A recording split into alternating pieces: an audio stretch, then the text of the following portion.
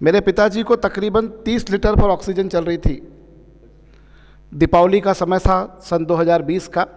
लगभग 30 लीटर पर 100% ऑक्सीजन की रिक्वायरमेंट थी।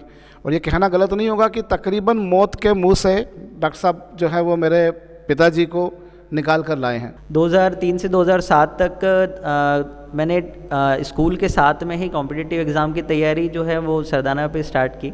यहाँ जो डेली बेसिस पे आपका जो प्रोग्रेस है उसको असेस किया जाता है, पर्सनल अटेंशन मिलता है भैया द्वारा, और जो भी कंसेप्ट बताए जाते हैं उस पे बेस्ड बेसिक से लेके तो higher end question same day या फिर अगले डे उसको प्रैक्टिस करा दिए जाते हैं। हर वीकेंड जो है वीक में जितना पढ़ाया उसके बेसिस पे टेस्ट लिया जाता है, और टेस्ट के जो क्वेश्चंस हैं उनका डिस्कशन अलग से होता है। फिर क्या गलतियां हम कर रहे हैं उस पर डिस्कशन होता है, और प्रैक्टिस बार बार कराना यहाँ की थीम रही है। कई बार ऐसा लगता था कि एक ही कंसेप्ट को बार बार क्यों पढ़ाया जा रहा है या बार बार क्वेश्चन उस पर सॉल्व क्यों कराया जा रहा है, लेकिन जब एग्ज़ाम्स होती हैं और आखिरी में हम लोग रिवीजन पूरा एक साथ अगर नहीं कर पाते हैं किसी भी वजह से, तो उस समय ये याद आता है कि इस पर्टिकुलर चीज़ का इतना बार प्रैक्टिस हो चुकी थी कि हम उसको रिवाइज कर पाएँ, नहीं कर पाएँ तो भी हम उसको उसके बेसिस पे क्वेश्चन ज़रूर कर पा रहे हैं, सॉल्व कर पा रहे हैं और सही तरीके से कर पा रहे हैं। मैं यही बोलना चाहूँगा कि अगर मैं सरदाना नहीं होता या फिर सरदाना नहीं होता देवास में तो शायद मैं डॉक्टर नहीं बन पाता और आज ये सब नहीं कर पाता जो मैं कर रहा हूँ। तो सारा क्रेडिट सरदाना ट्यूटोरियल्स को और ललित भैया को जाता है।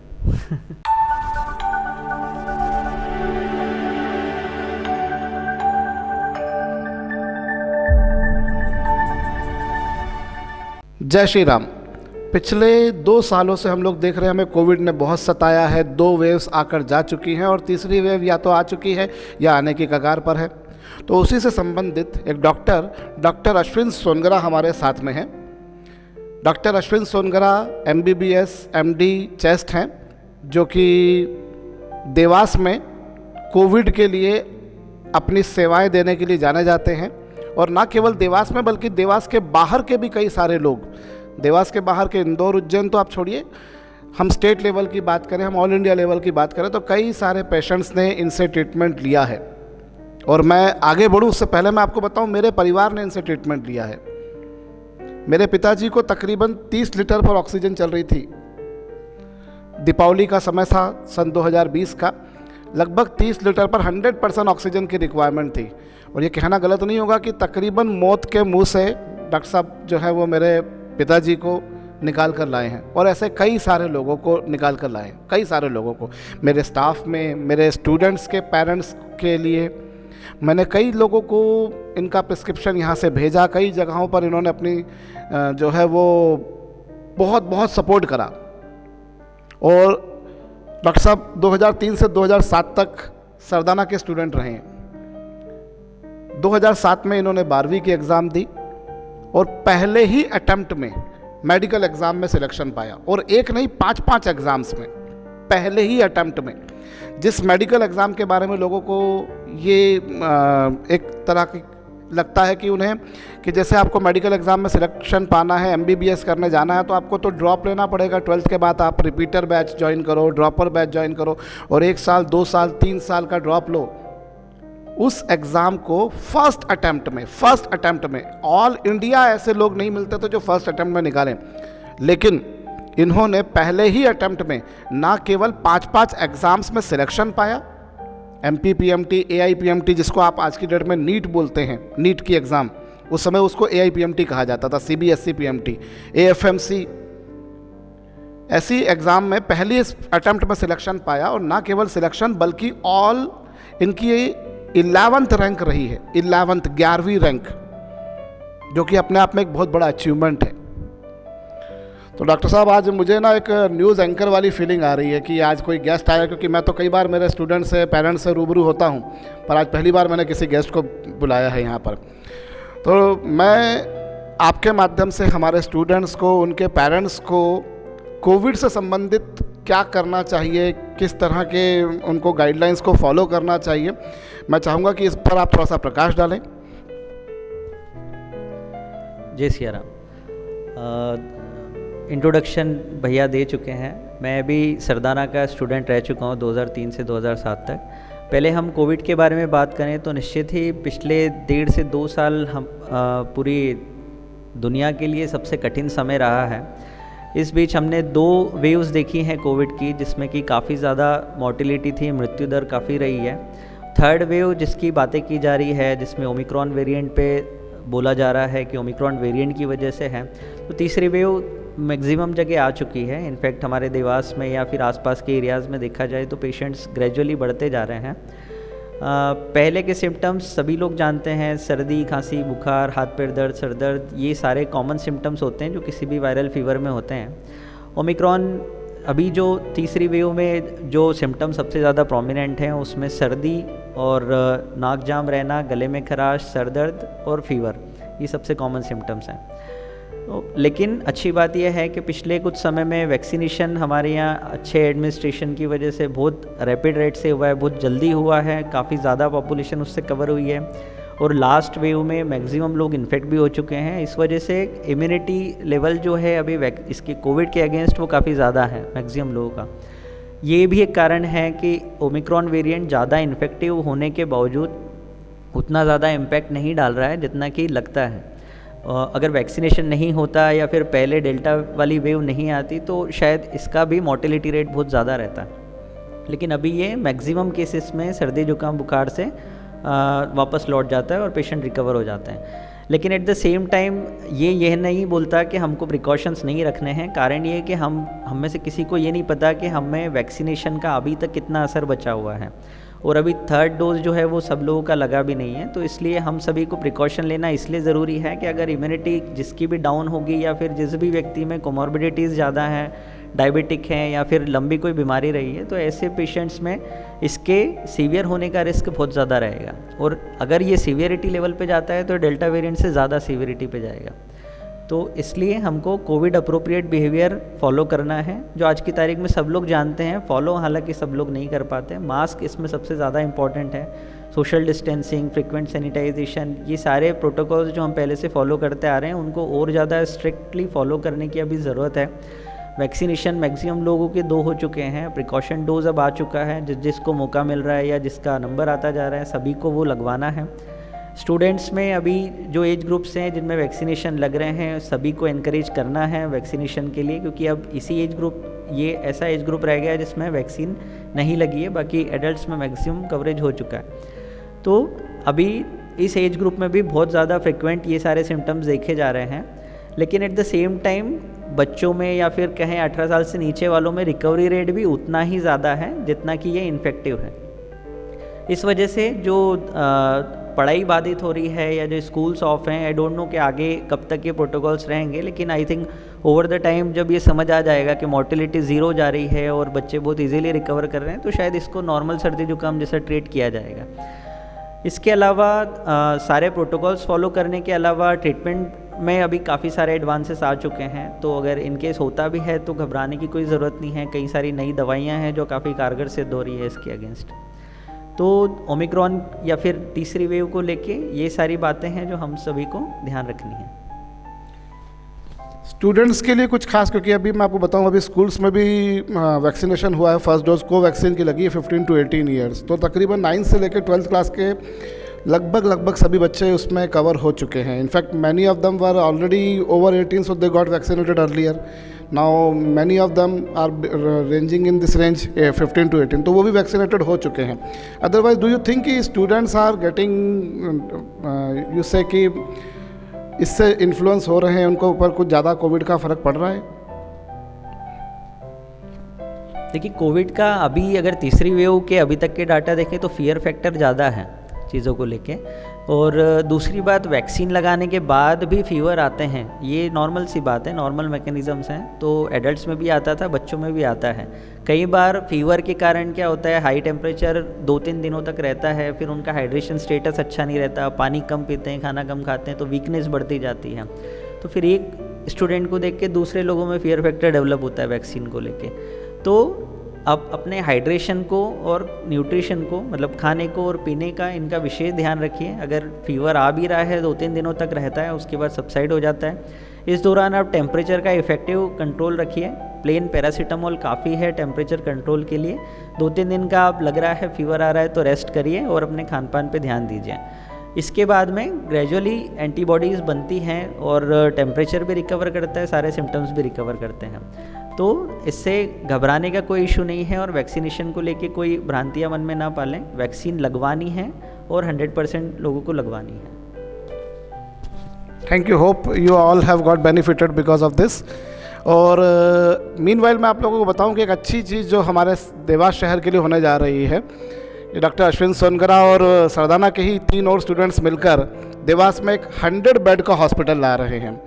तो ये एक बहुत बड़ी उपलब्धि या एक देवास के लिए बहुत बड़ा अचीवमेंट रहेगा, क्योंकि मैं जानता हूँ हम लोगों ने कितने लोगों को खोया है इस कोविड में, हम लोग जानते हैं। लेकिन जेन्युइनली, क्योंकि जैसा मैंने आपको बताया कि कोई मेरा टीचर जयपुर का है, कोई बंदा मेरा जो है वो स्टूडेंट मेरा बीकानेर का है, तो उसके पेरेंट्स को इन्होंने जो ट्रीटमेंट दिया, ऑफ कोर्स वो यहाँ नहीं आ पा रहे थे उस समय, टीचर तो जैसे यहीं थे, लेकिन टीचर के परिवार में किसी को था, तो डॉक्टर साहब ने बहुत बहुत बहुत बचाया। मैंने आपको बताया जैसा कि मेरे परिवार का एक उदाहरण कि मेरे पिताजी, मेरे घर में कई सारे लोग, मेरे स्टाफ में कई सारे लोग, तो एक अच्छी बात ये डॉक्टर साहब कि आप जो है अब 100 बेड का हॉस्पिटल लेकर आ रहे हैं, आदि योगी हॉस्पिटल, AB रोड पर है मेरे ख्याल से, अगर मुझे सही जानकारी है। तो मैं चाहूँगा कि मेरे स्टूडेंट्स के पेरेंट्स को या तमाम लोग जो देख रहे हैं उनको इस हॉस्पिटल के बारे में अगर कुछ आप बता पाएँ। जी भैया, बिल्कुल। 4 लोग मिलके जो सरदाना के स्टूडेंट्स रहे हैं, पिछले कोविड की वेव में सभी ने ये रियलाइज़ किया कि मेडिकल इंफ्रास्ट्रक्चर हमारे यहाँ उतना डेवलप नहीं है। अगर इस टाइप की कोई क्राइसिस की सिचुएशन आती है तो हमारे पास पर्याप्त मात्रा में सारे साधन नहीं हैं। अगर हम हॉस्पिटल में एडमिट होते हैं तो सिटी स्कैन कराने हमको कहीं दूर जाना पड़ता है, या फिर वेंटिलेटर लग रहा है तो हमको बड़े शहर में या बड़े हॉस्पिटल्स में शिफ्ट होना पड़ता है। क्रिटिकल केयर हमारे यहाँ उतना अच्छा नहीं है। तो ये over the period of time ये सारी चीज़ें रियलाइज़ की गई, हम सभी ने रियलाइज़ की।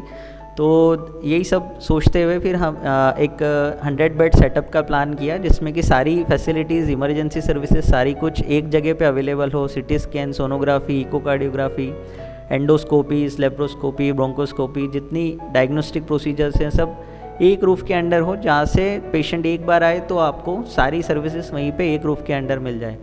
तो इसी चीज़ों को ध्यान में रखते हुए एक 100 बेड का सेटअप प्लान किया गया है। इसका नाम Adi Yogi multi specialty hospital and research centre है। इसमें सारी फैसिलिटीज़ जैसे medicine, surgery, paediatrics surgery, obstetrics and gynaecology, pulmonary medicine, critical care, then NICU, cardiac ICU, general ICUs are separate. 20 bed का ICU है। इसमें 4 OT हैं, ऑपरेशन थिएटर्स हैं। Orthopaedics के लिए अलग से एक्सक्लूसिव OT है। इसके अलावा इमरजेंसी सर्विसेज, कैजुअल्टी और ये सारी 24 आवर्स डॉक्टर्स अवेलेबल हैं जहाँ पे। और इन हाउस सिटी स्कैन है, सबसे इम्पॉर्टेंट है जो अभी देवास में। तो ये सारी सर्विसेज यहाँ पे रहेगी। और विकास नगर से मात्र 4 से 5 किलोमीटर की दूरी पे AB रोड की तरफ, इंदौर की तरफ पे ये पड़ता है। विद इन 1 मंथ हम लोग इसको प्लान कर रहे हैं स्टार्ट करने की, और आशा करते हैं कि देवास के लोगों को इसका लाभ मिले और हम जो भी सेवा आगे करना चाहते हैं वो सारी सेवाएं इसके थ्रू हम देना चाहते हैं। क्या मेरे ख्याल से देवास में तक ये जितनी सारी सुविधाएं आप एक हॉस्पिटल में लेकर आए उतनी तो कहीं नहीं है अब, है ना? गलत तो नहीं हूँ मैं? बहुत अच्छी बात है। और केवल देवास नहीं, क्योंकि मैंने जैसे आपको बताया हमारे टीचर राजन जायसवाल सर, अगर आपको स्मरण हो, वो आए, उनके पूरा परिवार आया, और प्रवीण दुबे खंडवा के उनके परिवार आया, दिखाया। तो कई लोग ऐसे थे जिन्होंने आपसे हेल्प ली है या आपके मतलब और उनको बेनिफिट हुआ है। तो केवल देवास नहीं, देवास के बाहर के लोग भी आएंगे, क्योंकि अभी तक लोगों के जहन में एक पिक्चर चिपकी हुई है ना कि देवास के लोग बाहर जाते हैं, देवास के लोग बाहर जाएंगे, पढ़ाई के लिए बाहर जाएंगे, खरीदारी के लिए बाहर जाएंगे, मेडिकल ट्रीटमेंट के लिए बाहर जाएंगे। इंदौर में कोई बंदा नहीं था जिसने पहले अटेम्प्ट में 11वीं रैंक लगाई है, मैं सिर्फ इतना बता सकता हूँ, इन्होंने लगाई थी, तो बहुत बड़ी बात रही है। तो मैं थोड़ा सा ये भी जानना चाहूँगा अब कि सरदाना पे क्या एक्सपीरियंस रहा था आपका? सरदाना ट्यूटोरियल्स के बारे में सबसे पहली चीज़ मैं कहीं भी बताता हूँ तो इसी से शुरू करता हूँ कि शायद मैं यहाँ नहीं आता तो मैं डॉक्टर नहीं बन पाता, सीधी सी बात। 2003 से 2007 तक जो मुझे गाइडेंस मिला ललित भैया से और सारी फैकल्टीज़ से, वो अद्वितीय था। मैंने कभी भी यहाँ से बाहर जाने की नहीं सोची पढ़ने के लिए। मेरे साथ के कई सारे स्टूडेंट्स जो थे वो कोटा गए थे या फिर इंदौर अप डाउन करते थे या इंदौर शिफ्ट हो गए थे अपने घर से। बाहर शिफ्ट होने के बाद में अपने स्ट्रगल्स रहते हैं। और पेरेंट्स का ऑब्जर्वेशन भी नहीं रहता, फिर काफ़ी सारे स्ट्रगल, खाने के पीने के, न्यूट्रिशन भी अफेक्ट होता है, कंसंट्रेशन आपकी अफेक्ट होती है, टाइम आप कम दे पाते हो पढ़ाई के लिए। तो सबसे बेटर होता है कि अगर आप यहाँ के हो और आपके पास में अगर ऐसी इंटरनेशनल लेवल की फैसिलिटीज़ और फैकल्टी है जो सभी जगह ऑनलाइन माध्यम से भी लोग लाभ ले रहे हैं जिसका, तो हमको यहाँ पे रह के अगर फिज़िकली ये सारी फैसिलिटीज़ अवेलेबल है तो हमको बिल्कुल इसको एक्सप्लोर करना चाहिए। 2003 से 2007 तक मैंने स्कूल के साथ में ही कॉम्पिटिटिव एग्ज़ाम की तैयारी जो है वो सरदाना पे स्टार्ट की। सारा सिलेबस जो हम पढ़ते हैं उसमें हमको सिर्फ अपग्रेडेड फॉर्म में पढ़ना होता है। सिलेबस वही होता है, बस आपको जैसे आप कोई थ्योरी पढ़ रहे हैं तो उसी को प्रैक्टिकल मोड पे पढ़ना होता है। उस पे बेस्ड जो हायर एंड क्वेश्चंस बनते हैं उस पे, उस कंसेप्ट पे, उसी को हमको सॉल्व करना होता है और उसी की प्रैक्टिस करनी होती है। मोस्टली हम लोग यही गलती कर जाते हैं कि स्कूल में अगर पढ़ रहे हैं तो फिर स्कूल लेवल की प्रॉब्लम्स और मार्क्स पे ज़्यादा ध्यान देते हैं, इस बात पे ध्यान नहीं देते कि हम उस कंसेप्ट को समझें और उसको बड़ी प्रॉब्लम्स में अप्लाई करें और उससे सीखें, क्योंकि कॉम्पिटिटिव एग्ज़ाम में वही चीज़ें पूछे जाती हैं, बस उनका स्तर बड़ा रहता है। तो आपको मुझे बेसिकली यहाँ से इस चीज़ का बहुत गाइडेंस मिला। 9th से ही फिज़िक्स, केमिस्ट्री, बायो पे मैंने अलग से सेपरेट फॉर्म में ध्यान दिया। और बीइंग अ बायो स्टूडेंट्स, भैया ने मुझे बताया कि फ़िज़िक्स और केमिस्ट्री आपका जितना स्ट्रॉन्ग रहेगा, क्योंकि बायो स्टूडेंट्स का बायो यूजुअली स्ट्रॉन्ग रहता है, फिज़िक्स केमिस्ट्री वीक रहता है, जिस वजह से कॉम्पिटिटिव एग्ज़ाम में स्कोर नहीं कर पाते। तो फिज़िक्स केमिस्ट्री में एक्सक्लूसिव ध्यान दिया यहाँ पे। बायो बाय डिफ़ॉल्ट स्ट्रॉन्ग रहता है बच्चों का, फिज़िक्स केमिस्ट्री मेरा भैया की वजह से स्ट्रॉन्ग हुआ, जिसकी वजह से इन दोनों सब्जेक्ट्स में मुझे काफ़ी ज़्यादा, ऑलमोस्ट पीएमटी की बात करूँ तो 96% मार्क्स थे दोनों ही सब्जेक्ट्स मिला के, और इनफैक्ट बायो में इन दोनों से कम थे। तो ये एक मेन कारण था। और यहाँ जो डेली बेसिस पे आपका जो प्रोग्रेस है उसको असेस किया जाता है, पर्सनल अटेंशन मिलता है भैया द्वारा, और जो भी कंसेप्ट बताए जाते हैं उस पे बेस्ड बेसिक से लेके तो higher end question same day या फिर अगले डे उसको प्रैक्टिस करा दिए जाते हैं। हर वीकेंड जो है वीक में जितना पढ़ाया उसके बेसिस पे टेस्ट लिया जाता है, और टेस्ट के जो क्वेश्चंस हैं उनका डिस्कशन अलग से होता है। फिर क्या गलतियां हम कर रहे हैं उस पर डिस्कशन होता है, पर्सनलाइज अटेंशन मिलता है। कॉम्पिटिटिव एग्ज़ाम देते समय ये फील कभी आया ही नहीं कि हम क्लास से बाहर की कोई एग्ज़ाम दे रहे हैं। यही लगता था कि ये भी एक रूटीन है जो हम इतने 4 साल से फॉलो कर रहे हैं, वो अभी भी देना है। तो इसलिए किसी भी प्रकार का स्ट्रेस नहीं था, और तैयारी पहले से इतनी अच्छी हो चुकी थी कि आप बाद में रिवाइज़ कर पाएँ या नहीं कर पाएँ, फ़र्क ये पड़ता है कि आप 4 साल में कितना अच्छे से उसको पढ़ रहे हैं। आखिरी में सब याद आता है, याद रहता है, अगर आप उसको प्रैक्टिस अच्छे तरीके से कर रहे हैं। और प्रैक्टिस बार बार कराना यहाँ की थीम रही है। कई बार ऐसा लगता था कि एक ही कंसेप्ट को बार बार क्यों पढ़ाया जा रहा है, या बार बार क्वेश्चन उस पर सॉल्व क्यों कराया जा रहा है। लेकिन जब एग्ज़ाम्स होती हैं और आखिरी में हम लोग रिवीजन पूरा एक साथ अगर नहीं कर पाते हैं किसी भी वजह से, तो उस समय ये याद आता है कि इस पर्टिकुलर चीज़ का इतना बार प्रैक्टिस हो चुकी थी कि हम उसको रिवाइज़ कर पाएँ, नहीं कर पाएँ तो भी हम उसको उसके बेसिस पे क्वेश्चन ज़रूर कर पा रहे हैं, सॉल्व कर पा रहे हैं और सही तरीके से कर पा रहे हैं। तो जो एक्यूरेसी और फास्ट तरीके से क्वेश्चन सॉल्विंग यहाँ पे सीखी मैंने, मुझे लगता है ये कहीं नहीं सिखाई जाती। और मैं यही बोलना चाहूँगा कि अगर मैं सरदाना नहीं होता या फिर सरदाना नहीं होता देवास में, तो शायद मैं डॉक्टर नहीं बन पाता और आज ये सब नहीं कर पाता जो मैं कर रहा हूँ। तो सारा क्रेडिट सरदाना ट्यूटोरियल्स को और ललित भैया को जाता है। ये बड़ा फन है आपका, लेकिन ये सच बात है कि स्टूडेंट में भी वो दमखम होना चाहिए, वो मेहनत का वो होना चाहिए। क्योंकि मैं आपको बताऊँ, इन्होंने जब पढ़ाई करी है तो बहुत स्ट्रगल में पढ़ाई करी है। पिताजी शायद गजरा बिवल में ही थे, जॉब छूट गई थी अगर मुझे सही ध्यान है तो। अब आप सोच लीजिए, जो लोग देवास के हैं वो लोग जानते हैं कि गजरा बिवल क्या थी। गजरा बिवल बंद हो जाने के बाद में लोगों को खाने के लाले पड़े थे।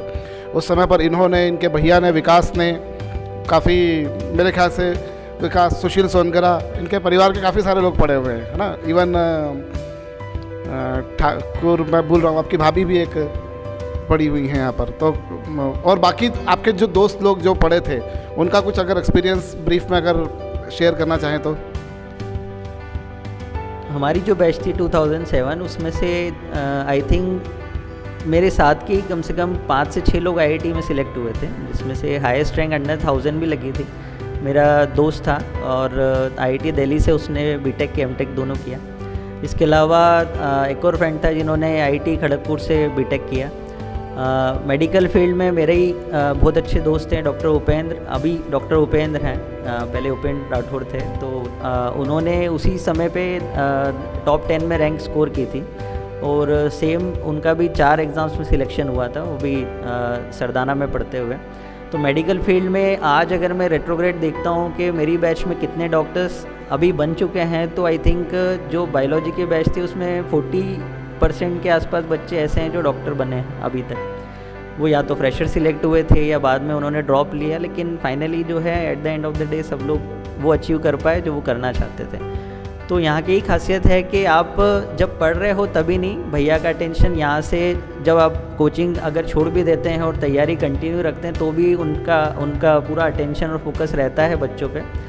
स्टिल मैं देखता था कि बच्चे यहाँ से जब पूरा हो जाता था 12th के बाद या पहले ड्रॉप के बाद सिलेक्शन नहीं हुआ, फिर घर पे बैठ के तैयारी करते थे, तब भी वो क्वेश्चंस के लिए भैया के पास आते थे और भैया का मार्गदर्शन पूरे टाइम बना रहता था। और यही कारण है कि यहाँ से अगर ड्रॉप ईयर रहता है या बच्चे कोचिंग छोड़ भी देते हैं, स्टिल उनका सिलेक्शन 1 साल या 2 साल में ज़रूर हो जाता है।